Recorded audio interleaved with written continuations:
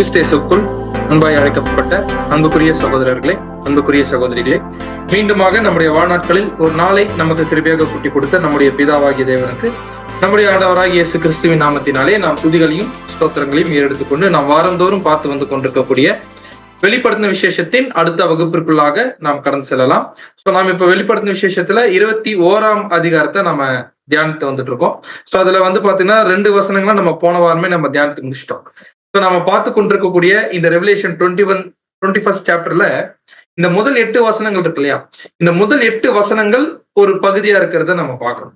இந்த முதல் 8 வசனங்கள் எதை குறித்து பேசுது அப்படின்னு பார்த்தோம்னா, ஆக்சுவலா இந்த புதிய உலக அமைப்பு, அதாவது இந்த புதிய உலக அமைப்பு கிறிஸ்துவனுடைய ராஜ்யமானது எப்படி இருக்க போகுது அப்படின்ற ஒரு காரியத்தை அறுவடையின் காலப்பகுதியில் இருக்கக்கூடிய பரிசுத்தவான்களுக்கு புரியக்கூடிய ஒரு விதமாக இந்த ஒரு காட்சியை தேவன் என்ன பண்ணியிருக்காருன்னா கொடுத்திருக்காரு.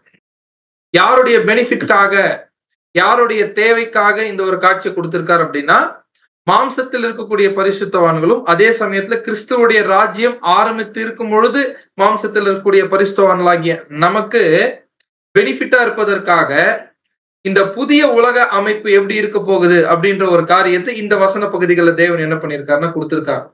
ஸோ இந்த ஒரு கான்செப்டை தான் இந்த முதல் 8 வசனங்கள் பேசுறத நம்ம கவனிக்கிறோம். நாம ஏற்கனவே 2 வசனங்களை என்ன பண்ணிட்டோம்னா நம்ம வாசிட்டோம். நம்ம மறுபடியும் வாசிக்கலாம். வசனம் 1 மற்றும் 2, வெளிப்படுத்தின விசேஷம் 21ஆம் அதிகாரம். பின்பு நான் புதிய வானத்தையும் புதிய பூமியையும் கண்டேன். முந்தின வானமும் முந்தின பூமியும் ஒழிந்து போயின, சமுத்திரமும் இல்லாமற் போயிற்று. யோவானாகிய நான் புதிய எருசலேமாகிய பரிசுத்த நகரத்தை தேவனிடத்து நின்று பரலோகத்தை விட்டு இறங்கி வர கண்டேன். அது தன் புருஷனுக்காக அலங்கரிக்கப்பட்ட மணவாட்டியைப் போல ஆயத்தமாக்கப்பட்டிருந்தது. அப்படின்னா இந்த 2 வசனங்களுடைய விளக்கங்களை நம்ம போன வாரமே நம்ம தெளிவா பார்த்துட்டோம். இந்த 2 வசனங்களுடைய விளக்கம் என்ன அப்படின்றது ஒரு சுருக்கமா நம்ம பார்த்தோம்னா, யோவான் வகுப்பார் மத்தியஸ்தர் ஆளுகையினுடைய காலப்பகுதியில என்ன நடக்க போகுது அப்படின்ற ஒரு விஷயத்த மாம்சத்தில் இருக்கும் பொழுதே எப்படி புரிந்து கொள்ள போகிறார்கள் அப்படின்னு காட்டக்கூடிய வசன பகுதிகள் தான் இந்த 2 வசன பகுதிகள். அதாவது எப்படி சொல்லலாம்னா, இப்போ யோவான் வகுப்பார் யார் தாங்க? நாம தான் யோவான் வகுப்பார். இப்போ யோவான் வகுப்பா இருக்கக்கூடிய நாம இப்போ ஆவியில இல்ல, மாம்சத்துலதான் இன்னும் உலகத்துல. இப்படி நம்ம மாம்சத்துல இருக்கக்கூடிய இந்த காலப்பகுதியிலேயே கிறிஸ்துவனுடைய 1000 ஆண்டு அரசாட்சி ஆரம்பிச்சிருச்சு. பட் 1000 ஆண்டு அரசாட்சி ஆரம்பிச்சிட்டாலுமே கூட அந்த 1000 ஆண்டு அரசாட்சிக்குள்ள அநேக காலப்பகுதிகள் இருக்குது. அதுல ஒரு மிக முக்கியமான ஒரு காலப்பகுதி தான் மத்தியஸ்தர் ஆளுகையினுடைய காலப்பகுதி. அது மத்தியஸ்தர் ஆளுகையினுடைய காலப்பகுதி எப்பொழுது ஆரம்பிக்கும்னா, சபை நிறைவடைந்த பிறகு மகா உபத்திரவத்தினுடைய முடிவுல வெளியரங்கமா கிறிஸ்துவனுடைய ராஜ்யம் ஒட்டுமொத்த உலக ஜனங்களுக்கும் ஆரம்பிச்சிருச்சு அப்படின்ற ஒரு உண்மை தெரியும் பொழுது நடக்கக்கூடிய ஒரு காலப்பகுதி தான் மத்தியஸ்தர் ஆளுகையினுடைய காலப்பகுதி. அந்த மத்தியஸ்தர் ஆளுகையினுடைய காலப்பகுதி ஏன் அப்படி அந்த டேர்ம் பயன்படுத்துறோம்? பழைய ஏற்பாட்டு காலத்துல ஆசாரியர்கள் தான் தேவனுக்கும் இஸ்ரேல் ஜனங்களுக்கும் மத்தியஸ்தம் பண்ணியிருந்தாங்க. அந்த மாதிரி கிறிஸ்துவும் சபையும் சேர்ந்து ஒட்டுமொத்த உலக ஜனங்களுக்கும் தேவனுக்கும் மத்தியஸ்தம் பண்ணக்கூடிய ஒரு காலப்பகுதி தான் மத்தியஸ்தர் ஆளுகையினுடைய காலப்பகுதி. அந்த மத்தியஸ்தர் ஆளுகை என்பது முழு 1000 வருடம் இல்ல அப்படின்றத நம்ம ஏற்கனவே வெளிப்படுத்தின விசேஷம் 20ஆம் அதிகாரத்துல தெள்ள தெளிவா என்ன பண்ணிட்டோம்னா நம்ம பார்த்துட்டோம். அப்படின்னா இந்த 2 வசனங்கள் என்ன சொல்லுதுன்னா, யோவான் வகுப்பார் 1000 ஆண்டு அரசாட்சி ஆரம்பிச்சிட்டாலுமே அவங்க ஸ்டில் மாம்சத்துல இருப்பாங்க. அவங்க மாம்சத்துல இருந்து கொண்டு அவர்களுடைய காலப்பகுதிக்கு எதிர்காலத்துல இருக்கக்கூடிய மத்தியஸ்தர் ஆளுகையினுடைய காலப்பகுதி எப்படி இருக்க போகுது அப்படின்ற ஒரு புரிந்து கொள்ளுதல் இவங்களுக்கு இருக்கும்ன்றதுதான் இந்த 2 வசனங்கள்ல தேவன் சொல்லியிருக்காரு. இந்த புரிந்து கொள்ளுதலை நாம இன்னும் ஆழமா புரிந்து கொள்ளும் பொழுது அது நம்முடைய புது சிருஷ்டிக்கு மாபெரும் உற்சாகத்தை அளிக்கக்கூடியதாக இருக்கிறது நம்ம கவனிக்கிறோம். அப்படி நாம் 1ஆம் வசனம் எந்த ஒரு விஷயத்தை அடையாளப்படுத்துதுன்னா, மத்தியஸ்தர் ஆளுகையினுடைய முடிவுல 2874க்கு பிறகு எல்லாமே புதுசா மாறி இருக்கும். யுகங்கள் ஆரம்பிச்சிருக்கோம். அது ஏன் ஆரம்பிச்சிருச்சு, அவ்வளவு அருமையான காலப்பகுதி எப்படி வந்துருச்சு அப்படின்னு பார்த்தோம்னா, அதற்கான ஒரு மிக முக்கியமான காரணம் என்னன்னா, புதிய எருசலேம் ஆகிய பரிசுத்த நகரம் தேவனிடத்திலிருந்து இறங்கி வர்றதை பார்க்கிறோம். அது வேற யாரும் கிடையாது, மகிமை அடைந்த சபை சபை மகிமை அடைந்தது காரணமாக தான் மத்தியஸ்தர் ஆளுகை ஆரம்பிக்குது. அந்த மத்தியஸ்தர் ஆளுகை ஆரம்பிச்சதுனாலதான் புதிய வானம் புதிய பூமி முழுவதுமாக ஸ்தாபிக்கப்படுது. அதனால முந்தின வானமும் முந்தின பூமியும் முற்றிலும் அழிஞ்சு போயிடுச்சு. சமுத்திரமும் இல்லாமல் போயிடுச்சு. இதுக்கான விளக்கத்தை நம்ம தெளிவா பார்த்துட்டோம் போன வாரமே. அப்படின்னா மகிமை அடைந்த சபை மத்தியஸ்தர் ஆளுகைய கிறிஸ்துவோட கூட சேர்ந்து அந்த காலப்பகுதிய உலக ஜனங்களை ஒப்புரவாக்கக்கூடிய ஊழியத்தில் அவர்கள் ஈடுபட்டு கொண்டிருக்கக்கூடிய காரணத்தினாலதான் 2874க்கு பிறகு இந்த மாபெரும் புதிய உலக அமைப்பு அருமையா இந்த உலகத்துல ஸ்தாபிக்கப்பட்டிருக்கோம் அப்படின்றத இப்பவே நாம் என்ன பண்றோம்னு பாத்தீங்கன்னா பாக்குறோம். அப்படின்னா இந்த ஒரு விஷயம் நம்மள என்ன உந்தி தள்ளுதுன்னா, நம்ம இன்னும் எக்ஸ்ட்ரீமா தேவனுக்காக இந்த ஒரு ஓட்டத்தை ஓடணும் அப்படின்ற ஒரு பாயிண்ட் நமக்கு புரிய வைக்கும். இதுதான் நம்ம போன வாரம் பார்த்தோம், அதோடைய ஒரு சுருக்கம். நாம இப்ப அதை தொடர்ந்து அப்படியே என்ன பண்ணலாம்னா அடுத்த வசனங்கள் நம்ம போலாம், வாசிக்கலாம். வெளிப்படுத்தின விசேஷம் 21ஆம் அதிகாரம் 3 மற்றும் 4ஆம் வசனம். மேலும் பரலோகத்திலிருந்து உண்டான ஒரு பெரும் சத்தத்தை கேட்டேன்.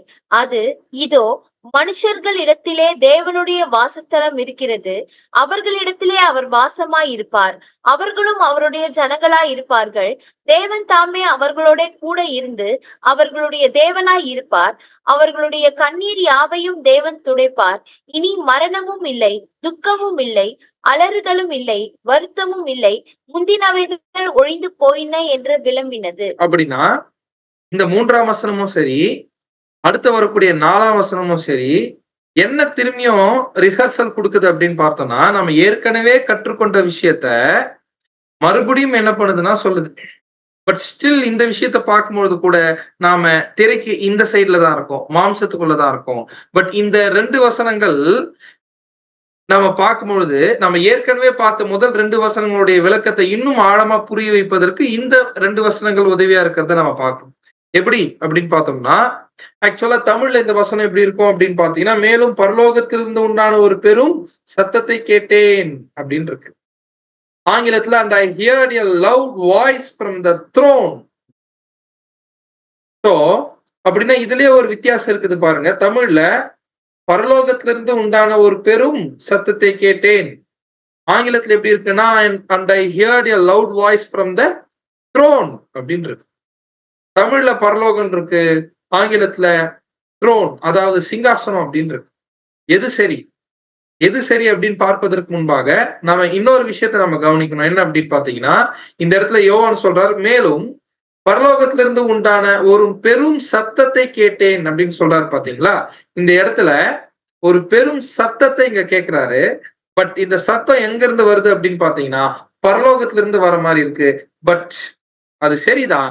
பட் இருந்தாலும் பரலோகத்துல எங்க இருந்து வருது அப்படின்னு பாத்தீங்கன்னா சிங்காசனத்துல இருந்து வருது. இந்த இடத்துல கிரேக்க பதம் தெளிவா நமக்கு எதை அடையாளப்படுத்துற மாதிரி இருக்கு அப்படின்னு பாத்தீங்கன்னா அது சிங்காசனத்தை அடையாளப்படுத்துற மாதிரி இருக்கே தவிர்த்து அது பரலோகத்தை அடையாளப்படுத்தல. பட் ரெண்டுத்துக்கும் பெரிய டிஃபரன்ஸ் இல்ல, பரலோகத்துக்குள்ளதான் சிங்காசனம் இருக்கு. அப்படின்னா இந்த இடத்துல இதோடைய சரியான புரிந்து கொள்ளுதல் என்ன அப்படின்னு பாத்தீங்கன்னா, யோவான் என்ன சொல்றாருன்னா, மேலும் சிங்காசனத்திலிருந்து உண்டான வெறும் பெரும் சத்தத்தை கேட்டேன். இதுதான் ஒரு கரெக்டான ஒரு மொழிபெயர்ப்பா இருக்கும். அப்படின்னா ஒரு பெரும் சத்தம் கேட்கிறாரு, அந்த சத்தத்தை எங்க இருந்து கேட்கிறாரு அப்படின்னா சிங்காசனத்தில் இருந்து கேட்கிறார் அப்படின்னு பாருங்க. அப்படின்னா இந்த இடத்துல கேட்டேன் அப்படின்னு வார்த்தை வருது இல்ல, இந்த கேட்டேன்ற வார்த்தை கூட மூலப்பிரதிகள் இருக்கா அப்படின்னு பாத்தீங்கன்னா இல்ல. மூலப்பிரதிகள் இருக்குதா அப்படின்னு பாத்தீங்கன்னா இல்ல. பட் அது இல்ல அப்படின்னாலுமே கான்செப்ட் கரெக்ட் தான். எப்படிதான் அப்படின்னு பாத்தீங்கன்னா இந்த இடத்துல ஒரு பெரும் சத்தத்தை பத்தி பேசுறதுனால அந்த சத்தத்தை கேட்டேன் அப்படின்னு சொல்றாரு. அப்படின்னா ஒரு சத்தம் வந்தாலும் இந்த சத்தத்தை யாருன்னா ஒருத்தர் என்ன பண்ணிதான் ஆகணுங்க, கேட்டுதான் ஆகணும். அப்படின்னா இந்த வசனம் எதன் மீது கவனம் செலுத்தல அப்படின்னு பாத்தீங்கன்னா கேட்கறதின் மீது கவனம் செலுத்தல. அதுக்கு பதிலா என்ன கேட்கிறாரு அதை குறித்ததான ஒரு கவனம் தான் இந்த இடத்துல இந்த வசனம் நமக்கு செலுத்த சொல்லி சொல்லுது. அப்படின்னா இந்த வசனம் என்ன தெளிவா சொல்லுதுன்னா, ஒரு பெரும் சத்தம் வருது. அந்த பெரும் சத்தம் எங்க இருந்து வருதுன்னா சிங்காசனத்திலிருந்து வருது. அப்படின்னா சிங்காசனத்திலிருந்து ஒரு மெசேஜ், ஒரு செய்தி என்ன ஆகுது அப்படின்னு பாத்தீங்கன்னா வர்றத இந்த இடத்துல நம்ம கவனிக்கணும். அப்படின்னா இந்த இடத்துல அந்த சிங்காசனத்திலிருந்து வரக்கூடிய செய்திய யார் கேட்கிறாங்க? யோவான் வகுப்பார் கேட்கிறாங்க. யார் யோவான் வகுப்பாரு? நாம தான் யோவான் வகுப்பார். அப்படின்னா லிட்டரலா நாம எதனா ஒரு சவுண்ட் கேட்கிறோமா? இல்ல. நாம இந்த இடத்துல என்ன புரிந்து கொள்ளணும்னா, சிங்காசனத்துல இருந்து ஒரு மெசேஜ் வருது, ஒரு செய்தி வருது. அந்த செய்தி யார் புரிந்து கொள்ளணும்னா, யோவான் வகுப்பாராகிய நாம புரிந்து கொள்ள வேண்டும். அப்படின்னா இந்த வசனத்தை வேற எப்படி சொல்லலாம் அப்படின்னு பாத்தீங்கன்னா, இந்த இடத்துல நாம என்ன புரிந்து கொள்ள போறோம் அப்படின்னு பாத்தீங்கன்னா, என்ன ஒரு விஷயம் நடக்க போகிறது ஃபியூச்சர் டென்ஸ்ல என்ன நடக்க போகுது அப்படின்ற ஒரு விஷயத்த புரிஞ்சு கொள்ள போறோமே தவிர்த்து, இந்த வசன பகுதிகள்ல யோவான் வகுப்பாராகிய நாம் என்ன நடந்து கொண்டு இருக்கிறது அப்படின்றத புரிந்து கொள்ள போறது இல்ல. திருப்பி சொல்றேன். ஒரு விஷயத்த பத்தி இந்த வசனங்கள் சொல்லுது. அந்த விஷயங்கள் எதிர்காலத்தில் நடக்கக்கூடிய காரியம். யாருக்கு? யோவான் வகுப்பார். யோவான் வகுப்பார்னா மாம்சத்துல இருக்கக்கூடிய யோவான் வகுப்பார். 1000 ஆண்டு அரசாட்சி ஆரம்பிச்சிட்டும் மாம்சத்துல இருக்கக்கூடிய யோவான் வகுப்பார். இவங்கள பத்தி தான் 1 தெசலோனியர் 4:17 நம்ம பார்க்கிறோம். பின்பு உயிரோடு இருக்கக்கூடிய நாமும். இந்த பின்பு உயிரோடு இருக்கக்கூடிய ஒரு வகுப்பார் எதிர்காலத்தில் நடக்கக்கூடிய ஒரு காரியத்தை குறித்து என்ன பண்றாங்கன்னா கேட்கிறாங்க. சரிங்களா? அப்படின்னா இந்த ஒரு வசன பகுதி மாம்சத்தில் இருக்கக்கூடிய யோவான் வகுப்பார் எதிர்காலத்தில் நடக்கக்கூடிய சம்பவத்தை பத்தி கேட்கக்கூடிய காரியத்தை பற்றி அடையாளப்படுத்துது. அதை நாம் புரிந்து கொள்வதற்காக இந்த வசன பகுதி என்ன பண்ணிருக்காருன்னு பாத்தீங்கன்னா கொடுத்திருக்காரு. அப்படின்னா இது இப்ப நடக்கிற விஷயம் இல்ல. அது நம்ம ரொம்ப என்ன ஆயிடணுங்க, தெளிவாயிடணும். அப்படின்னா இந்த மெசேஜ் யார்கிட்ட இருந்து வருது அப்படின்னு பாத்தீங்கன்னா சிங்காசனத்துல இருந்து வருது. சிங்காசனத்துல யார் உட்கார்ந்து இருக்கிறது அப்படின்னு பார்த்தோம்னா வேற யாரும் கிடையாது, நம்முடைய ஆண்டவராகிய இயேசு கிறிஸ்து. அப்படின்னா இந்த மெசேஜ் எக்ஸ்பிளைன் பண்றது யார் தான் அப்படின்னா நமக்கு யோவான் வகுப்பாருக்கு நம்முடைய ஆண்டவராகிய இயேசு கிறிஸ்து தான். சோ திரும்பி நம்ம பார்க்கலாம். சத்தம் எங்க இருந்து வருதுன்னா, மேலும் பரலோகத்திலிருந்து உண்டான ஒரு பெரும் சத்தத்தை கேட்டேன். நம்ம ஆங்கிலத்துல ஏற்கனவே பார்த்த மாதிரி த்ரோன் அப்படின்னு தான் இருக்கு. கேஜேவில ஹெவன் அப்படின்னு இருக்கு. பட் நமக்கு ஆதி பிரதிகள் என்ன ஒரு விஷயத்தை தான் அடையாளப்படுத்துதுன்னா த்ரோன்ன்றதுதான் கரெக்ட் அப்படின்னு சொல்லுது. அப்படின்னா சிங்காசனம் தான் கரெக்டா இருக்கிறத நம்ம பார்க்கணும். அப்படின்னா இந்த சத்தம் எங்க இருந்து வருதுன்னா சிங்காசனத்துல இருந்து வருது. அப்படின்னா நாம சிங்காசனம் அப்படின்னு சொல்லும் போது எந்த சிங்காசனம், எந்த சிங்காசனம்? நம்ம ஏற்கனவே ஒரு பெரிய வெள்ளை சிங்காசனத்தை வெளிப்படுத்தின விசேஷம் 20ஆம் அதிகாரத்துல பார்த்திருக்கோம். அந்த வெள்ளை சிங்காசனத்துல இருந்து தான் சத்தம் வருது. வசனம் வாசிக்கலாம். வெளிப்படுத்தும் விசேஷம் 20ஆம் அதிகாரம் 11ஆம் வசனம். பின்பு நான் பெரிய வெள்ளை சிங்காசனத்தையும் அதின் மேல் வீற்றிருக்கிறவரையும் கண்டேன்.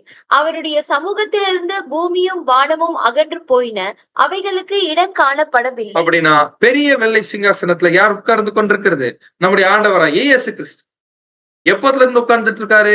1874ல இருந்து அவரு நியாயம் தீர்க்கக்கூடிய ஒரு அதிகாரியாக, இந்த புதிய யுகத்தை நியாயம் தீர்க்கக்கூடிய ஒரு அதிகாரியாக 1874ல இருந்து பெரிய வெள்ளை சிங்காசனத்தின் மீது வீற்றில் இருக்கிறார். அப்படி வீட்டில் இருக்கக்கூடிய அவரை நாம தெளிவா நாம என்ன கவனிக்கிறோம்னா அவருடைய சமூகத்தில் இருந்து பூமியும் வானமும் அகன்று போயின, அவைகளுக்கு இடம் காணப்படவில்லை. கிறிஸ்துவனுடைய 1000 ஆண்டு அரசாட்சி துவங்கிருச்சு அப்படின்றதுக்கு ஆணித்தரமான ஒரு வசனம் இது. என்னன்னா இந்த 2ஆம் உலக அமைப்புகள் அவருடைய சிங்காசனத்துடைய பிரசன்ஸ்ல இருந்து என்ன ஆகுது அப்படின்னு பாத்தீங்கன்னா விலகி போறதை நம்ம கவனிக்கணும். அப்படின்னா அவருடைய ராஜ்யத்திற்குள்ளதான் 2ஆம் வானமும் 2ஆம் பூமியும் அழிந்து போகுதே தவிர்த்து இது அழிந்து போயிட்ட பிறகு அவருடைய ராஜ்யம் என்ன பண்ண போறது இல்ல, வரப்போறது இல்லைன்றது தெளிவா இந்த வசனம் நமக்கு உணர்த்துது. அப்படின்னா 1874ல இருந்து இந்த வெள்ளை சிங்காசனத்தின் மீது யார் வீற்றுக் கொண்டிருக்கிறார்னா நம்முடைய ஆண்டவராகிய இயேசு கிறிஸ்து வீற்றுக்கொண்டு என்ன பண்ணிருக்காரு, நியாயம் தீர்த்து கொண்டிருக்கிறத என்ன பண்றோம் அப்படின்னு பாத்தீங்கன்னா நம்ம பார்க்கணும். அப்படின்னா கிளியரா இயேசு கிறிஸ்து இந்த சிங்காசனத்தின் மீது வீற்றுக் கொண்டிருந்து ஒரு அதிகாரம் உடைய நியாயாதிபதியாக என்ன ஒரு மெசேஜ் கொடுக்கிறார் அப்படின்னு பார்த்தோம்னா, என்ன ஒரு மெசேஜ் கொடுக்கிறார் அப்படின்னு பாத்தீங்கன்னா இவருடைய சிங்காசனமானது மத்தியஸ்தர் ஆளுகை ஆரம்பிச்சிட்ட உடனே என்ன செய்ய போகுது அப்படின்ற ஒரு செய்தி என்ன பண்றாருன்னா யோவான் வகுப்பார் கொடுக்கிறார். திருப்பி சொல்றேன், நம்முடைய ஆண்டவராகிய இயேசு கிறிஸ்து என்ன சொல்றாருன்னா அவருடைய சிங்காசனமானது, அவருடைய சிங்காசனம்னா அவருடைய ராஜ்யம், அவருடைய நியாயம் தீர்க்கக்கூடிய அதிகாரம், அந்த ஒரு சிங்காசனமானது மத்தியஸ்தர் ஆளுகையினுடைய காலப்பகுதி ஆரம்பிச்சிட்ட உடனே என்ன ஒரு விஷயத்த செய்ய போகுது அப்படின்ற ஒரு காரியத்தை நம்முடைய ஆண்டவராகிய இயேசு கிறிஸ்து என்ன பண்றாருன்னு பாத்தீங்கன்னா சொல்றாரு. அது யாரு கேக்குறாங்க? யோவான் வகுப்பார் என்ன பண்றாங்கன்னு பாத்தீங்கன்னா கேக்குறாங்க. அப்படின்னா இந்த வசனத்துல இருந்து என்ன புரிய வருது? ராஜ்யம் ஆரம்பிக்கும் போதே யோவான் வகுப்பார் மாம்சத்துல இருக்கிறாங்க. அந்த மாம்சத்துல இருக்கக்கூடிய யோவான் வகுப்பார் வெள்ளை சிங்காசனத்துல இருந்து சத்தத்தை கேட்கிறாங்க. அன்புக்குரிய சகோதர சகோதரிகளே, என்ன ஆச்சரியமான விஷயம் பாருங்க. வெள்ளை சிங்காசனத்திலிருந்து சத்தம் கேட்கும் போது யோவான் வகுப்பார் மாம்சத்தில் தான் இருக்கிறாங்க. அப்படின்னா என்ன அர்த்தம்? 1000 ஆண்டு அரசாட்சி ஆரம்பிக்கும் பொழுது மாம்சத்தில் சபை இருக்கும். அந்த சபை தான் நாம. அப்படின்னா இப்படி இருக்கக்கூடிய நமக்கு என்ன ஒரு மெசேஜ் வருதுன்னா, இந்த சிங்காசனம் 1000 வருஷம் அளவும் செயல்பட போகுது. அப்படி செயல்படக்கூடிய இந்த ஒரு சிங்காசனமானது மத்தியஸ்தர் ஆளுகையினுடைய காலப்பகுதி ஆரம்பிச்சிட்ட உடனே இந்த சிங்காசனம் என்ன செய்ய போகுது அப்படின்றத நம்முடைய ஆண்டவராகிய இயேசு கிறிஸ்து யோவான் வகுப்பாராகிய நமக்கு என்ன பண்றாருன்னு பாத்தீங்கன்னா சொல்லுங்க. அன்புக்குரிய சகோதரர். அப்படின்னா இவ்வளோ பெரிய பாக்கியம். உலகத்துல யாருக்குன்னா இது தெரியுமா? யாருக்கிட்ட நான் ஆண்டவர் கம்யூனிகேட் பண்றாரா? நம்ம ஆண்டவராகிய இயேசு, நம்முடைய கர்த்தராகிய இயேசு என்ன பண்றாருன்னு பாத்தீங்கன்னா, நம்ம கிட்ட கம்யூனிகேட் பண்றாங்க. சாதாரண விஷயம். நாம் யோவான் வகுப்பார்ன்றது சாதாரண விஷயம். அப்படின்னா என்ன சொல்றாரு அப்படின்னு பாத்தீங்கன்னா, வாசிங்க. இதோ மனுஷர்களிடத்திலே தேவனுடைய வாசஸ்தலம் இருக்கிறது. ம், அவர்களிடத்திலே அவர் வாசமாய் இருப்பார். ம். அவர்களும் அவருடைய ஜனங்களாய் இருப்பார்கள். தேவன் தாமே அவர்களுடைய கூட இருந்து அவர்களுடைய தேவனாய் இருப்பார். அப்படின்னா இந்த ஒரு விஷயத்த யோவான் வகுப்பாருக்கு சொல்லும் பொழுது, யோவான் வகுப்பாருக்கு நமக்கு எதிர்காலத்தில் நடக்கக்கூடிய ஒரு காலப்பகுதி. நமக்கு எதிர்காலத்தில் நடக்கக்கூடிய ஒரு சம்பவம். அந்த சம்பவத்தை பத்தி பேசுறார். அப்படின்னா நாம இந்த இடத்துல என்ன ஒரு விஷயம் பாக்குறோம் அப்படின்னு பாத்தீங்கன்னா, என்ன ஒரு புரிந்து கொள்ளுதலோடு நம்ம பாக்குறோம் அப்படின்னு பாத்தீங்கன்னா, நமக்கு எதிர்காலத்தில் நடக்கக்கூடிய ஒரு விஷயம். அப்படின்னா மத்தியஸ்தர் ஆளுகையினுடைய காலப்பகுதி முழுக்க என்ன நடக்க போகுது அப்படின்னு என்ன அர்த்தம்? மகாபத்திரம் முடிஞ்சு 2874 வரைக்கும் என்ன நடக்க போகுது மத்தியஸ்தம் முழுக்க அப்படின்றத இந்த வசன பகுதியில நம்முடைய ஆண்டவராகிய இயேசு கிறிஸ்து நமக்கு என்ன பண்றாருன்னு பாத்தீங்கன்னா சொல்றாங்க. அப்படி சொல்லக்கூடிய அந்த ஒரு செய்தியில 2 விஷயம் மாறுறதை நம்ம கவனிக்கிறோம். இதோ மனுஷரிடத்தில் தேவனுடைய வாசஸ்தலம் இருக்கிறது அப்படிங்கிறார். மனுஷரிடத்தில் தேவனுடைய வாசஸ்தலம் இருக்கிறது அப்படிங்கிறார்.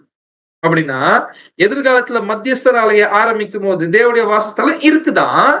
ஆனா அடுத்தது அவர்களிடத்தில் அவர் வாசமாய் இருப்பார் அப்படின்னா அது ஃபியூச்சர் டென்ஸ்ல போற மாதிரி என்ன ஆகுதுன்னா இருக்கு. அதனாலதான் இந்த வசனத்தை தெளிவா புரிந்து கொள்வதற்கு எந்த வார்த்தையை பயன்படுத்துறாருன்னா இதோ அப்படின்ற வார்த்தையை பயன்படுத்து. இதோ அப்படின்றது ஆங்கிலத்துல பிஹோல்ட். நம்முடைய ஆண்டவராகிய இயேசு கிறிஸ்து எங்கெங்கெல்லாம் இதோ அப்படின்ற வார்த்தையை பயன்படுத்துறாரோ அப்படின்னா இந்த இடத்துல ஜாக்கிரதையா நம்ம ரொம்ப கவனத்தோட சிரத்தையோட நாம என்ன பண்ணோம் அப்படின்னு பாத்தீங்கன்னா ரொம்ப ஆழமா இத வசனத்தை நம்ம புரிந்து கொள்வதற்கு முயற்சி செய்யணும்.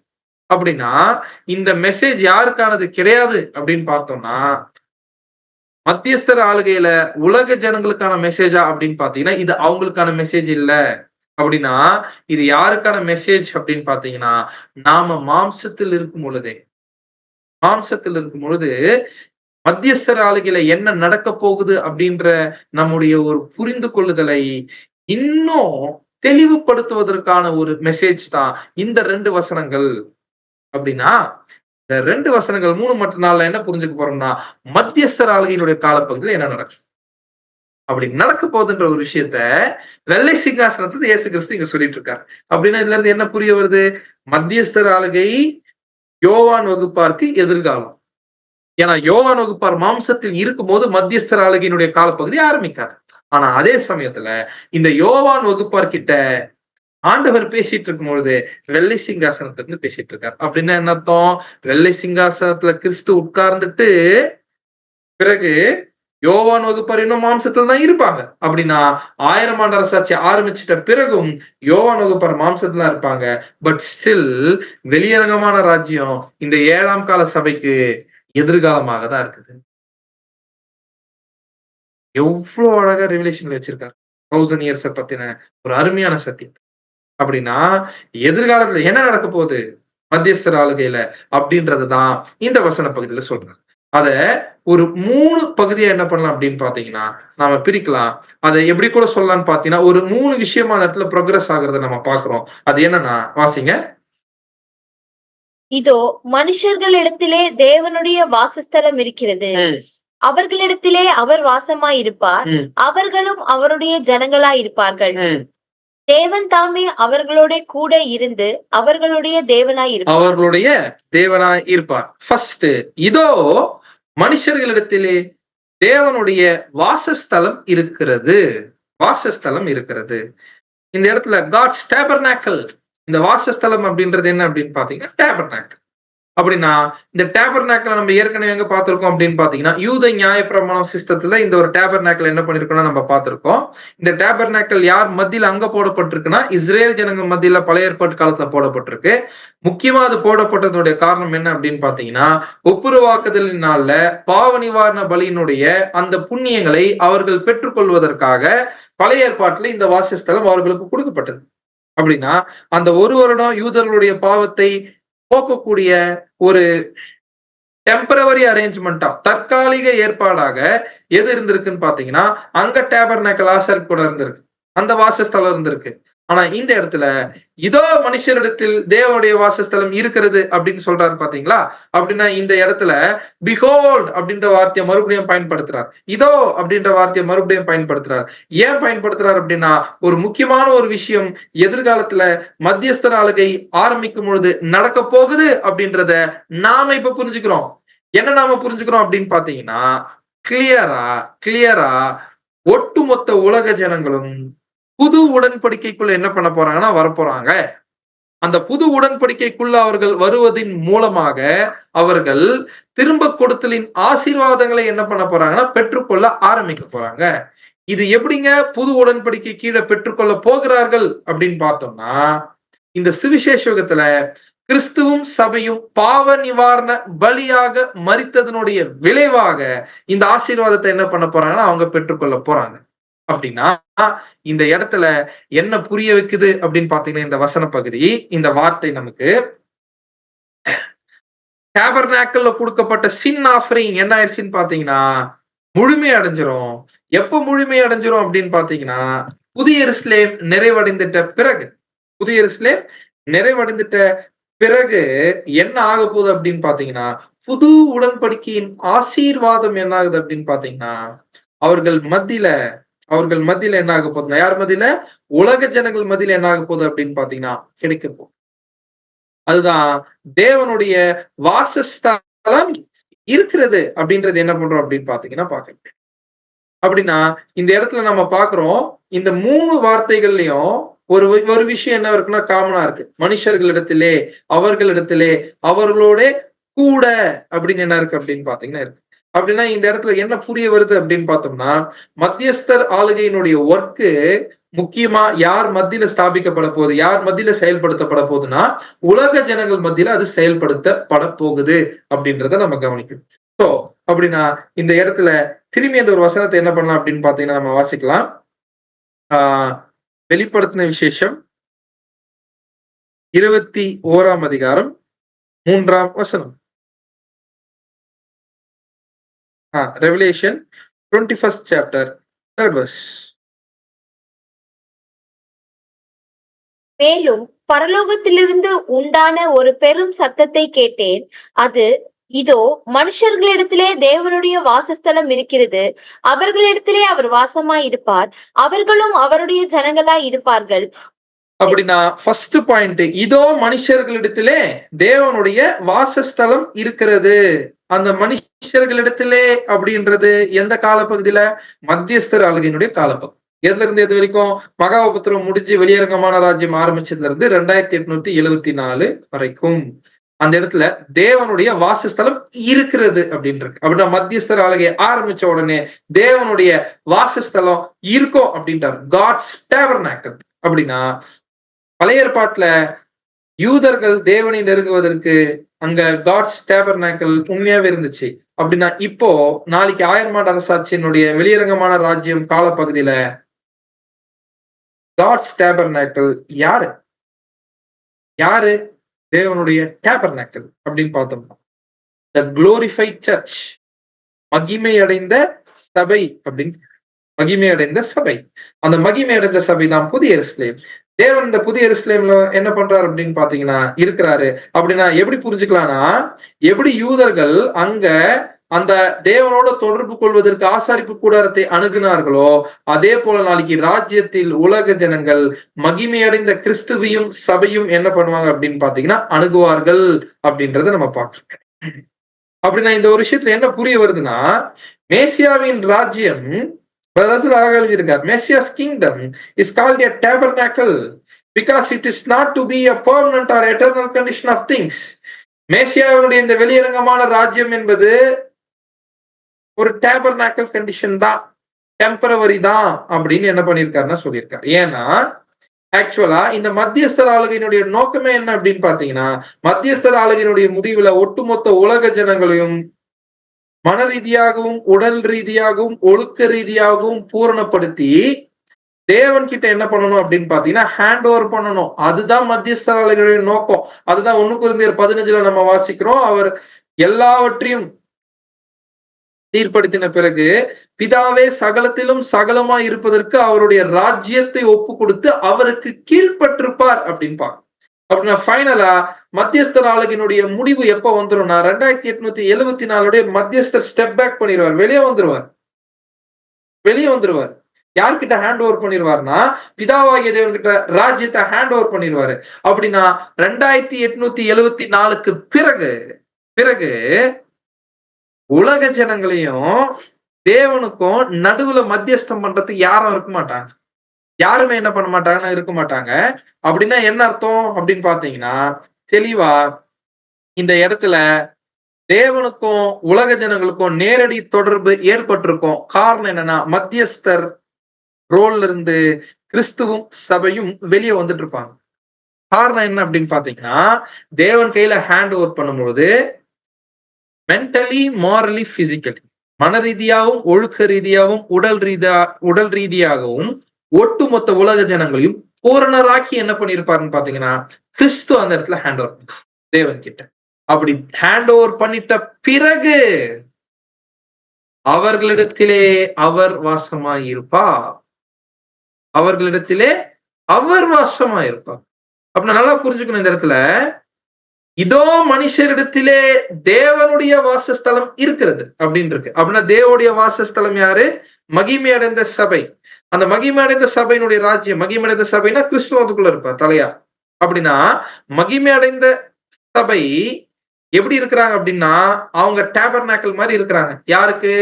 மத்தியஸ்தர் ஆளுகையினுடைய காலப்பகுதியில உலக ஜனங்களுக்கு. அப்படின்னா அவங்க மூலமா தான் தேவனோட ஒருத்தர் என்ன பண்ண முடியும்? தொடர்பு கொள்ள முடியும். யோசிக்கும் போதே பிரம்மாண்டமா இருக்கு. ஏன்னா நாளைக்கு ராஜ்யத்துல உலக ஜனங்கள் தேவனோட தொடர்பு கொள்வதற்கு யார் மூலம் வரணும் அப்படின்னா நம்ம மூலம். யோசிச்சு பாருங்க. கொஞ்சம் மெடிடேட் பண்ணலாம். அப்படின்னா அந்த மத்தியஸ்தர ஆளுகையினுடைய காலப்பகுதி முடிஞ்ச உடனே 2874 பிறகு அவர்களிடத்திலே அவர் வாசமாய் இருப்பார். அதனால்தான் இது ஃபியூச்சர் டென்ஸ்ல கொடுக்கப்படும். இது ஃபர்ஸ்ட் பாயிண்ட். மனுஷர்களிடத்தில் தேவனுடைய வாசஸ்தலம் இருக்கிறது. எப்போ? மெடிடேரியல் கிங்டம் ஆரம்பிக்கும் போது, மத்தியஸ்தர ஆளுகையுடைய காலம் ஆரம்பிக்கும் போது. ஆனா 2வது பாயிண்ட்ல பாக்குறோம் அவர்களிடத்திலே அவர் வாசமாய் இருப்பார். இது எப்போ? அவர்களும் அவருடைய ஜனங்களாய் இருப்பார்கள். இது எப்போ அப்படின்னு பாத்தீங்கன்னா ஆஃப்டர் 1000 years, 1000 ஆண்டு அரசாட்சி முடிஞ்ச பிறகு அப்படின்னு முடிஞ்ச பிறகு தேவனே என்ன பண்ணுவார் அப்படின்னு பாத்தீங்கன்னா வாசமாயிருப்பார். அப்படின்னா கிளியரா என்ன புரிய வருதுன்னா மத்தியஸ்தர ஆளுகை காலப்பகுதி முழுக்க 1000 ஆண்டு அரசாட்சி முழுக்க தேவன் இந்த ரேஸ், இந்த மனுக்குலத்துக்குள்ள செட்டில் ஆகல. எப்படி அப்படின்னு பார்த்தோம்னா இந்த மனுக்குலமானது முழுமையான உயிர்த்தெழுதலை எப்பொழுதுதான் ஏற்படுத்திக் கொள்வாங்கன்னா 1000 ஆண்டு அரசாட்சி முடிஞ்ச பிறகுதான். அப்படின்னா மத்தியஸ்தர ஆளுகையினுடைய காலப்பகுதியில தேவனோடு ஒரு தற்காலிக தொடர்பு தான் உலக ஜனங்களுக்கு இருக்க போகுது. அப்படின்னா இந்த இடத்துல அது எப்போ பர்மனன்ட் ஆகும் அப்படின்னு பாத்தீங்கன்னா 1000 ஆண்டு அரசாட்சிக்கு அப்புறம் தேவன் தாமே அவர்களோட கூட இருந்து அவர்களுடைய தேவனா இருப்பார். இது எப்பொழுது அப்படின்னா மத்தியஸ்தர் எப்போ ஒட்டுமொத்த உலக ஜனங்களையும் 2874 பிறகு ஹேண்ட் ஓவர் பண்ணிடுறாங்களோ அப்போ அந்த தற்காலிக நிலைமை இல்லாம போயிரும், காணாம போயிரும். அப்படின்னா மேசியாவினுடைய ராஜ்யம், அந்த டேபர்நாக்கிள் கண்டிஷன்ல உலக ஜனங்களோடு இருக்கக்கூடிய அந்த நிலைமை போயிரும். God himself will be among them. தேவனோடு நேரடியாக தொடர்பு கொள்ளக்கூடிய மாபெரும் வாய்ப்பு ஒட்டுமொத்த உலக ஜனங்களுக்கு கிடைக்கும். இதெல்லாம் கன்வென்ஷன் பாடத்துல என்ன பண்ணும் அப்படின்னு பாத்தீங்கன்னா பார்த்தோம். 1000 years ஆட்டோகிரசி, சர்வாதிகார ஆட்சி. எதற்கு கீழே? தியோகிரசிக்கு கீழே. தியோகிரசி என்பது என்ன? ஒரு இறையாட்சி, தேவனுடைய ஆட்சிக்கு கீழே ஆட்டோகிரசி. அப்படின்னா தேவனுடைய அந்த ஒரு ஆட்சி நடக்கணும்னா அதற்கு கீழே ஃபர்ஸ்ட் ஆட்டோகிரசி என்ன பண்றாருன்னா தேவன் செயல்படுத்துறார். தேவனுடைய ஆட்சி ஆரம்பிக்குது 1874ல. பட் அதற்கு கீழே எது இருக்குன்னா ஆட்டோகிரசி இருக்கு. கிறிஸ்து சர்வாதிகாரியா என்ன பண்றாருன்னா எல்லாத்தையும் செயல்படுத்த ஆரம்பிக்கிறாரு. இந்த ஆட்டோகிரசி கண்டிஷன் எப்போ முடியும்? அந்த சர்வாதிகாரி மாதிரி, சர்வாதிகாரின்னு சொல்லும்போது தப்பா புரிஞ்சுக்கூடாது, நல்ல சர்வாதிகாரி, நல்லதை செய்யணும்னு நினைக்கிற சர்வாதிகாரி. அந்த சர்வாதிகார ஆட்சி எப்பொழுது முடியும்? 2874. அப்போ பர்ஃபெக்டா என்ன பண்றாருன்னு பாத்தீங்கன்னா ஒட்டுமொத்த உலக ஜனங்கள் கிட்டையும், ஒட்டுமொத்த உலக ஜனங்களையும் தேவன் கிட்ட ஹேண்ட் ஓவர் பண்ணும்போது ரிப்பப்ளிக் குடியரசு. ஒவ்வொரு மனுஷனும் ராஜா. எதுக்கு கீழே? ஒரு பெரிய தியோகிரசி கீழே. தேவனுடைய சித்தத்தை செய்யக்கூடிய தனித்தனி ராஜாக்கள் உலகத்தில் என்ன பண்ணுவாங்கன்னு பாத்தீங்கன்னா இருப்பாங்க. எப்பங்க? 1000 ஆண்டு அரசாட்சி முடிஞ்ச பிறகு. அப்ப தேவனோடு நேரடி தொடர்பு ஒவ்வொரு தனிநபருக்கும், ஒவ்வொரு பரிபூர்ண மனுஷனுக்கும். எப்படி நம்முடைய ஆண்டவராகிய இயேசு கிறிஸ்து முதலாம் வருகையில வரும்பொழுது ஒரு நேரடியான ஒரு தொடர்பை பெற்றிருந்தார் இல்லையா? அதே மாதிரி ஏதேன் தோட்டத்துல பாவமே இல்லாத நிலைமையில ஆதாம் ஒரு நேரடியான ஒரு தொடர்பை பெற்றிருந்தார் இல்லையா? அந்த மாதிரி இந்த உலகத்தில் இருக்கக்கூடிய ஒவ்வொரு தனிநபர்களும் தேவனோடு நேரடியாக தொடர்பு கொள்ளக்கூடிய மாபெரும் வாய்ப்பு. அப்ப எப்போ? 1000 ஆண்டு அரசாட்சி முடிஞ்சிட்டு, மத்தியஸ்தம் முடிஞ்சிட்டு. அப்படின்னா இப்போ இந்த 3ஆம் வசனத்தை நம்ம புரிந்து கொண்டிருக்கோம்னு நினைக்கிறேன். மேலும் பரலோகத்திலிருந்து உண்டான ஒரு பெரும் சத்தத்தை கேட்டு, அது பரலோகம் இல்ல, சிங்காசனம். அப்படின்னா சிங்காசனத்திலிருந்து உண்டான ஒரு பெரும் சத்தத்தை கேட்டேன். யார் கேட்கிறோம்? யோவான் வகுப்பார் கேட்கிறோம். யோவான் வகுப்பார் யாரு? மாம்சத்தில் இருக்கக்கூடிய 7ஆம் கால சபை. அப்ப மாம்சத்தில் இருக்கக்கூடிய 7ஆம் கால சபை சத்தத்தை எங்க இருந்து கேக்குது? வெள்ளை சிங்காசனத்துல இருந்து கேக்குது. வெள்ளை சிங்காசனத்துல யார் வீட்டு இருக்கிறது? கிறிஸ்து வீட்டு கொண்டு ஆளுகை பண்ணிருக்காரு. அப்படின்னா அவர் ஆளுகை பண்ணிருக்கும் பொழுது 7ஆம் கால சபை இங்க இருக்குது. ஆனா இந்த 7ஆம் கால சபைக்கு என்ன சொல்றாருன்னா அவருடைய ஆளுகையில எதிர்காலத்தில் நடக்கக்கூடிய விஷயத்த காட்டுறாரு. அது என்னன்னா, இதோ மனுஷர்களிடத்திலே தேவனுடைய வாசஸ்தலம் இருக்கிறது, மத்தியஸ்தர் ஆளுகை ஆரம்பிக்கும். எப்போ? சபை நிறைவடைஞ்ச பிறகு.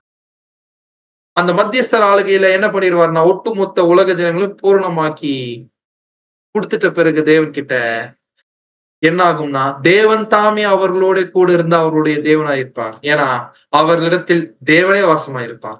அவர்களும் அவருடைய ஜனங்களா என்ன பண்ணுவாங்க? என்ன ஆச்சரியமா. அப்படின்னா இப்போ கிளியரா இந்த விஷயத்த யோவான் வகுப்பாருக்கு நமக்கு புரியுதுன்னா நம்ம யாருடைய சத்தத்தை கேட்டுட்டு இருக்கோம்?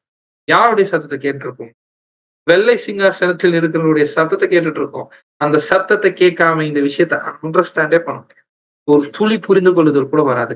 இந்த புரிந்து கொள்ளுதல் இருக்குதுனாலே எவ்வளோ பெரிய கிருபையை நாம் வாங்கியிருப்பார். இப்போ இந்த 3ஆம் வசனம் தான் நமக்கு எதுக்கு உதவி செய்ய போகுதுன்னா 4ஆம் வசனத்தை விவரிப்பதற்கு, எடுத்து இன்டர்பிரேட் பண்றதுக்கு ஹெல்ப் பண்ண போகுது. 4ஆம் வசனம் என்ன சொல்லுதுன்னா, வாசிங்க. அவர்களுடைய கண்ணீர் யாவையும் தேவன் துடைப்பார். இனி மரணமும் இல்லை, துக்கமும் இல்லை, அலறுதலும் இல்லை, வருத்தமும் இல்லை, முந்தினவைகள் ஒழித்து போயின என்று விளம்பினது. அவர்களுடைய கண்ணீர் யாவையும் தேவன் துடைப்பார். இனி மரணமும் இல்லை, துக்கமும் இல்லை, அலறுதலும் இல்லை, வருத்தமும் இல்லை, முந்தினவைகள் ஒழிந்து போயின என்று விளம்பினது. எது விளம்பினது? அந்த சத்தம். அந்த சத்தம் யாருடைய சத்தம்? நம்முடைய ஆண்டவராகிய இயேசு கிறிஸ்துவுடைய சத்தம். அப்படின்னா கிளியரா இந்த இடத்துல என்ன சொல்றார் அப்படின்னு பாத்தீங்கன்னா,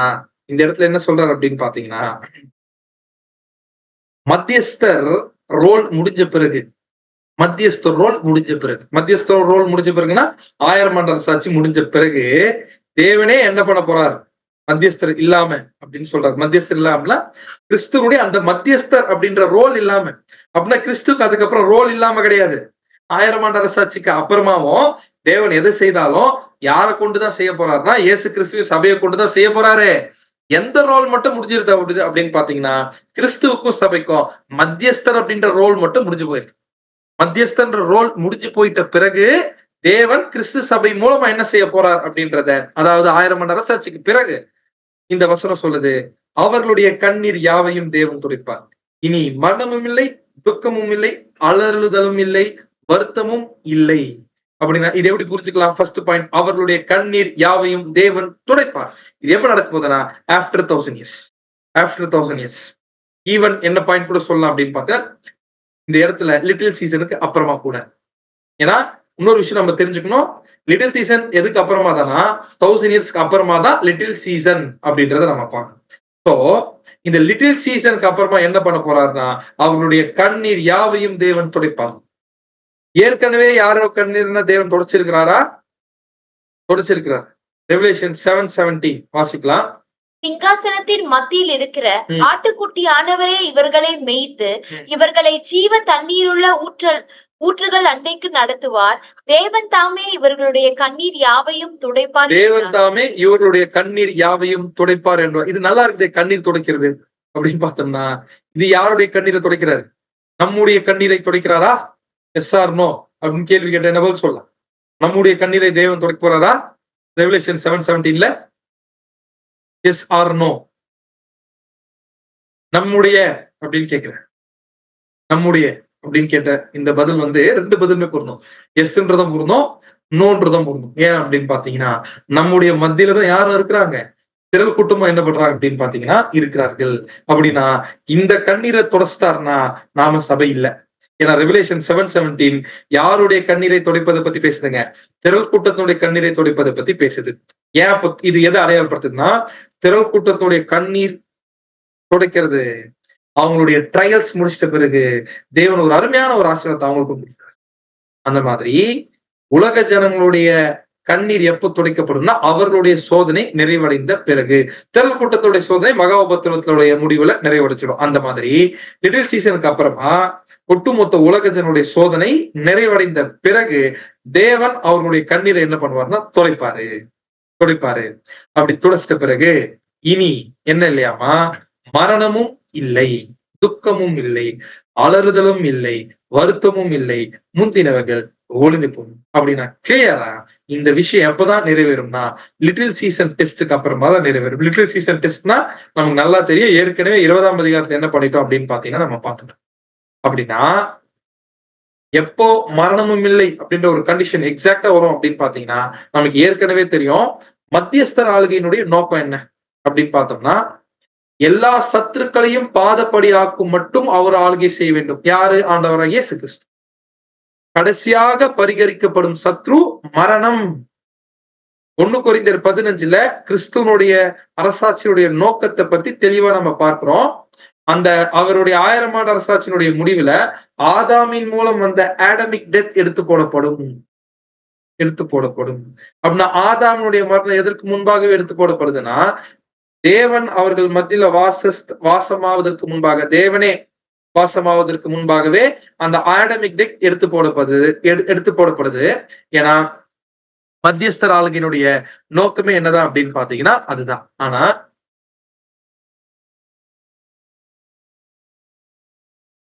தேவன் லிட்டில் சீசன் மூலமா என்ன பண்ண போறாரு அப்படின்னு பாத்தீங்கன்னா, எல்லா வகையான மரணத்தை என்ன பண்ண போறாருன்னா ஒரு முடிவு கொண்டு வர போறாரு. அப்படின்னா லிட்டில் சீசன்ல சக்சஸ்ஃபுல்லா பாஸ் ஆயிடுறாங்க பாத்தீங்களா, அந்த கொஞ்ச காலத்தில் சக்சஸ்ஃபுல்லா பாஸ் ஆயிட்டவங்களுக்கு என்ன கிடையாதுன்னா, அதுக்கு அப்புறமா ஒரு மிகப்பெரிய ஒரு ரிலேஷன்ஷிப் கிடைக்க போகுது தேவனோட. அவங்களுக்கு இனி அவங்களுக்கு துக்கமும் இல்லை, அலறுதலும் இல்லை, வருத்தமும் இல்லை. அப்படின்னா யோசிச்சு பாருங்க, தேவன் என்ன மட்டும் எடுத்து போடலையாமா, துக்கத்தை மட்டும் எடுத்து போடல, அலறுதல மட்டும் எடுத்து போடல, வருத்தத்தை மட்டும் எடுத்து போடல, மரணத்தை மட்டும் எடுத்து போடல, முந்தினவைகள் எல்லாமே ஒழிஞ்சு போச்சு அப்படிங்கிறார்.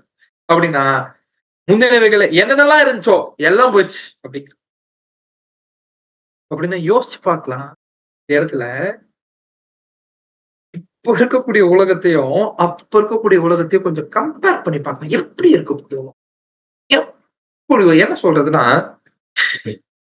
இப்ப இருக்கக்கூடிய உலக ஜனங்கள் கற்பனை கூட பண்ணி பார்த்து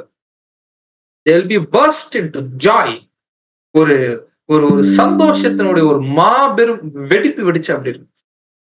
உதாரணத்துக்கு ஒரு உலகம் முழுக்க ஒரு எர்த்குவேக் வந்தா எப்படி இருக்கும்? பயங்கரமா இருக்கும். இப்படி எல்லாத்துலயும் வெடிச்சு சிதறந்தா. அதே மாரி உலகம் முழுக்க சந்தோஷம், தேவனுக்குள்ளான சமாதானம் எனக்கூடிய ஒரு பூகம்பம் வெடிச்சா எப்படி இருக்கு? உலகம் முழுக்க. அந்த கண்டிஷன் தான் என்னன்னு பார்த்தீங்கன்னா, ஆஃப்டர் லிட்டில் சீசன். அப்படியே என்ன பண்ணுவாங்கன்னு பார்த்தீங்கன்னா, 8த் டேவினுடைய பிரம்மாண்டத்த என்ன பண்ணுவாங்க அப்படின்னு பார்த்தீங்கன்னா, அந்த பிரம்மாண்டத்த என்ன பண்ண போறாங்கன்னா, உலக ஜனங்கள் அந்த பிரம்மாண்டமான ஒரு காலப்பகுதி, யுகா யுகங்கள் அப்படியே என்ன ஆக போறாங்கன்னா, என்டர் ஆக போறாங்க. அது எப்படி தெரியுமா இருக்கும்? அந்த யுகா யுகங்கள்ல உலக ஜனங்களுடைய நிலைமை வாசிக்கலாம். லூக்கா 20ஆம் அதிகாரம் 36ஆம் வசனம். அவர்கள் இனி மரிக்கவும் மாட்டார்கள். அவர்கள் உயிர்த்தெழுதலின் பிள்ளைகள் ஆனபடியால் தேவதூதருக்கு ஒப்பானவர்களுமாய் தேவனுக்கு பிள்ளைகளுமாய் இருப்பார்கள். அப்படின்னா அவர்கள் இனி மரிக்க மாட்டார்கள். இந்த லூக்கா 20ஆம் அதிகாரம் யாரை குறித்து சொல்லக்கூடிய வசனம் அப்படின்னா, ஒட்டுமொத்த உலக ஜனங்கள் குறித்து சொல்லக்கூடிய வசனம். அவர்கள் இனி மரிக்க மாட்டார்கள், மரிக்கவும் மாட்டார்கள். அவர்கள் உயிர்த்தெழுதலின் பிள்ளைகள் ஆனபடியினால் தேவ தூதருக்கு ஒப்பானவர்களுமாய் தேவனுக்கு பிள்ளைகளுமாய் இருப்பார்கள் அப்படின்னு இருக்கு.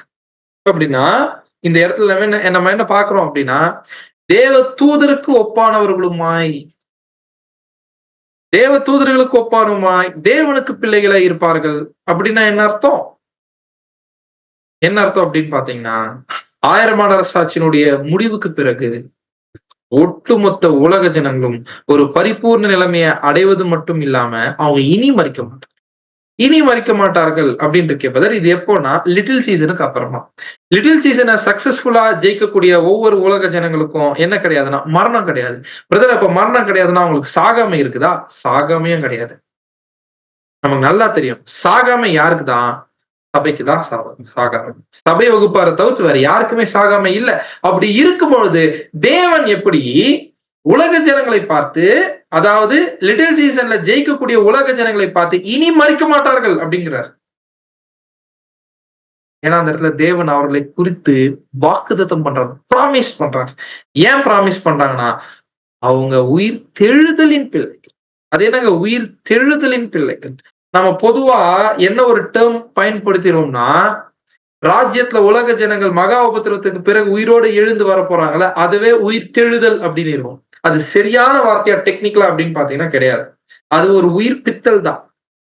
திரும்பியும் மரித்த நிலைமையில இருந்து அப்படியே உயிரோடு எழுந்து என்ன பண்ண போறாங்கன்னா வர போறாங்க. ஆனா உயிர் தெழுதல் அப்படின்ற என்ன அர்த்தம்னா, அவங்க திரும்பி உயிரோட வந்து மகா உபத்திரத்துக்கு பிறகு கொஞ்சம் கொஞ்சமா மன ரீதியாகவும், ஒழுக்க ரீதியாகவும், சரீர ரீதியாகவும் கொஞ்சம் கொஞ்சமா பூர்ணம் அடைவாங்க பாத்தீங்களா? அவங்க பூர்ணம் அடைஞ்சு அடைஞ்சு அடைஞ்சு உயிர் தெழுந்து எழுந்து எழுந்து எக்ஸாக்டா 1000 இயர்ஸ் முடிவுல தான் அந்த உயிர் தெழுதலை அடைவார்கள். அந்த அடைஞ்சிட்ட நிலைமையில அவங்களுக்கு லிட்டில் சீசன் டெஸ்ட், அந்த டெஸ்ட பாஸ் பண்ணவங்களுக்கு தேவன் ஒரு சீல் கொடுத்து குத்துறாரு. இவங்க இனி மறிக்க மாட்டாங்க. எப்படிங்க தேவனை சொல்றீங்க? அவங்களுக்கு சாகாம இல்லையா? அவங்களுக்கு சாகாமே இல்லையே, அவங்க எப்படி இனி மறிக்க மாட்டார்கள்? ஆமா, அவங்களுக்கு சாகாம இல்லதான். ஆனா அவர்கள் நித்தியத்திற்கும் ஜீவனோடு இருக்க போறாங்க அப்படின்றார் தேவன். எப்படி தேவனே அப்படின்னு கேட்டா தேவன் சொல்றாரு, என்ன சொல்றாரு? ஏன்னா அவங்க இனி என்ன பண்ணவே போறது கிடையாது. தப்பே பண்ண போறது. இனி அவர்கள் பாவமே செய்ய போறது கிடையாது. அப்படின்னா சாகாமைனால அவங்க சாகாம இருக்க போறது இல்ல. தேவன் அவங்க மேல சீல் அடிச்சிட்டாரு. இனி இந்த உலக ஜனங்க என்ன பண்ண மாட்டாங்க அப்படின்னா கீழ்ப்படியாமலே போக மாட்டாங்க. அப்படி ஆக போறாங்களாம் இப்ப இருக்கக்கூடிய இந்த பாவமான உலக ஜனங்க. அப்ப இந்த உலக ஜனங்களோட இப்ப நாம டீல் பண்ணும் போது இவங்களை நாம எப்படி டீல் பண்ணணும்? இப்ப இருக்கிற கண்டிஷன்ல அவங்கள பார்க்காம எப்படி ஒரு கண்டிஷன்ல ஆக போறாங்க.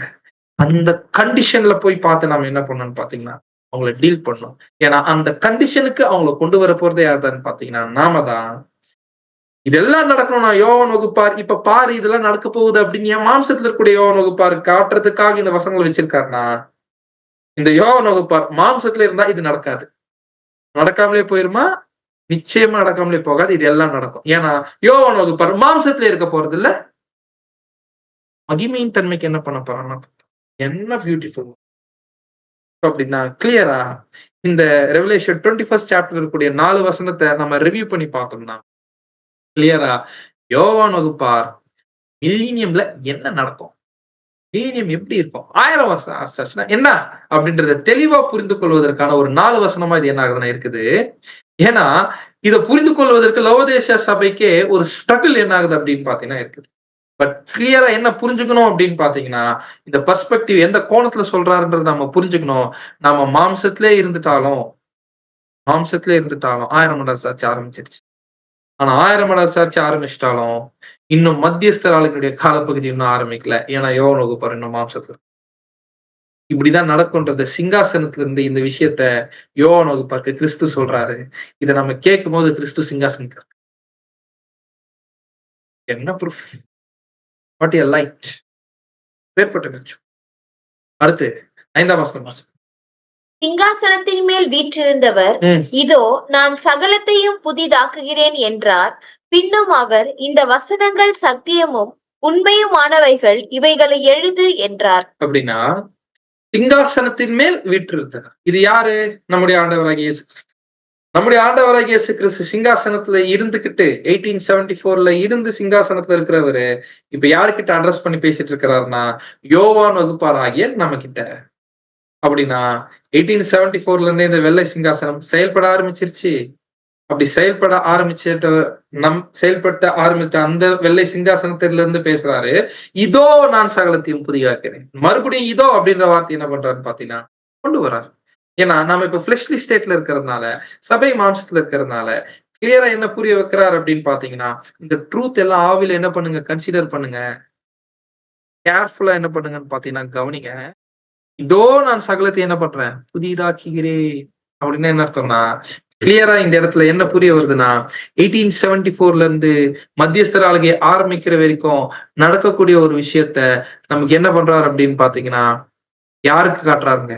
பின்பு உயிரோடு இருக்கக்கூடிய நாமும் வகுப்பாருக்கு என்ன பண்றாருன்னா காட்டுறாரு. அப்படின்னா 5ஆம் வசனத்தோட எசன்ஸ் என்ன அப்படின்னு பாத்தீங்கன்னா, கிளியரா என்ன சொல்ல வரார் அப்படின்னு பாத்தீங்கன்னா, யோவான் வகுப்பார் கிட்ட நம்ம கிட்ட பேசுறாரு.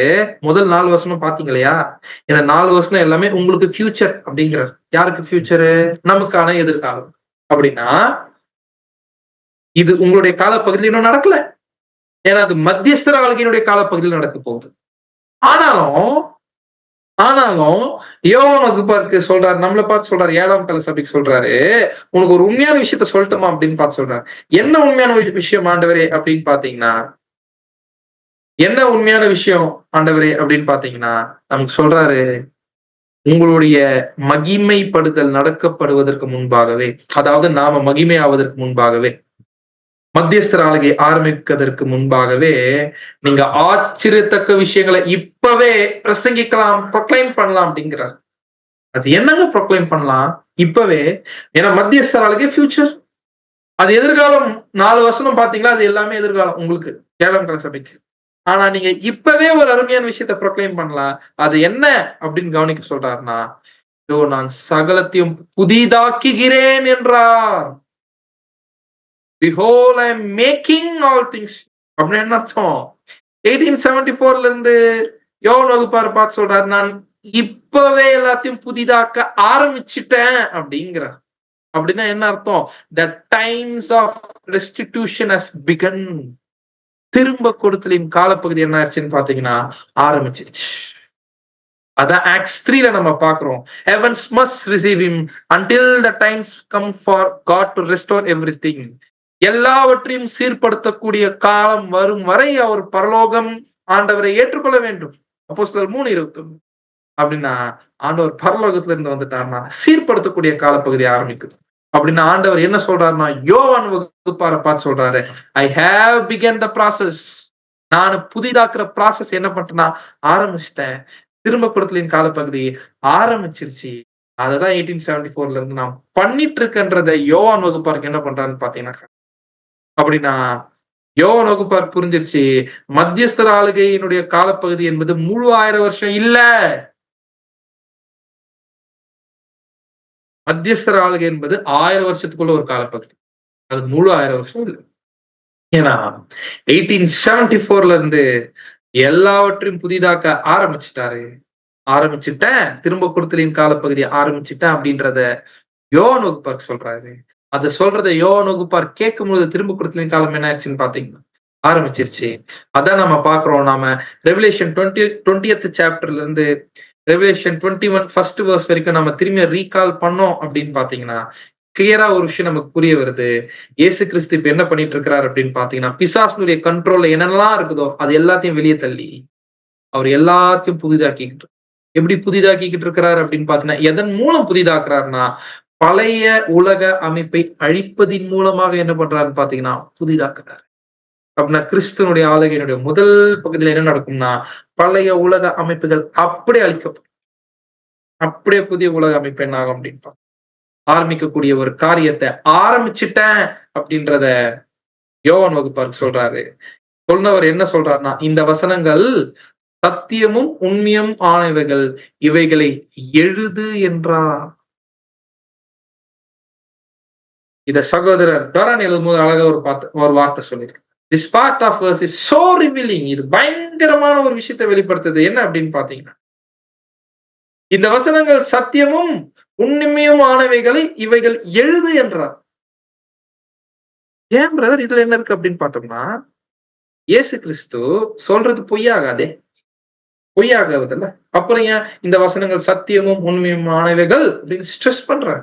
ஏன் ஸ்ட்ரெஸ் பண்றாரு அப்படின்னா, இந்த இடத்துல எழுதுனா பப்ளிஷ் பண்ணுன்னு அர்த்தம். பப்ளிஷ் பண்ணுன்னு அர்த்தம். ஆண்டவர் நமக்கு என்ன என்கரேஜ் பண்றாரு அப்படின்னு பாத்தீங்கன்னா, ரெஸ்டிடியூஷன் திரும்ப கொடுத்தலின் காலங்கள் ஆரம்பிச்சிருச்சுப்பா, ஆரம்பிச்சிருச்சு. 1000 ஆண்டு அரசாட்சி ஆரம்பிச்சிருச்சு.